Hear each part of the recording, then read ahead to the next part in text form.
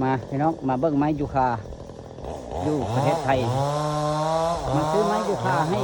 พี่น้องไอ้น้องจีนพี่น้องคนจีนมาซื้อเนาะอยากได้ไม้ยูคาไม้วิกมาเบิ่งอยู่ประเทศไทยพี่น้องไม้บริษัทไม้นายทุนพี่น้องบ่เว้าเลยพี่น้องเอ้ย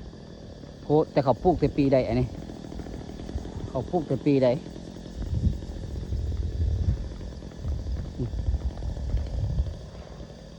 เอาขายเป็นโซนพี่น้องโซนใดเอาได้โซนใดที่ว่ากัดได้ยามฝนก็ซื้อโซนนั้นเลิกก็ได้มาเก็บเห็ดพี่น้องเอ้ยตัวไม้กระถิ่นไม้บิ๊กพี่น้องเอ้ยประมาณหน้า30 40 30หน้าชาวเยอะแยะ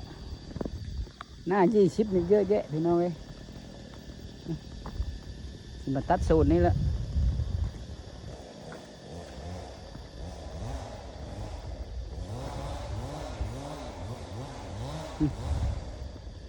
พี่น้องเอ้ย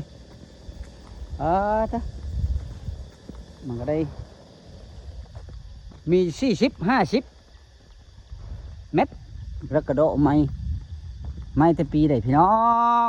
ไม้ปีใดอันนี้ข้ามภูพานมาพี่น้องเอ้ยข้ามภูพานมาประมาณ200-300 กิโลเกือบฮอกโคราชได้ไม้ยูคาพี่น้องไม้ยูคาเป็นเมื่อกับเจ้าหาเห็ดเล็ดยังบุกเบิกอยู่พี่น้องเลยบ่เหลือเลยเด้เอาน้อยในแนวก็เอาหมดเลย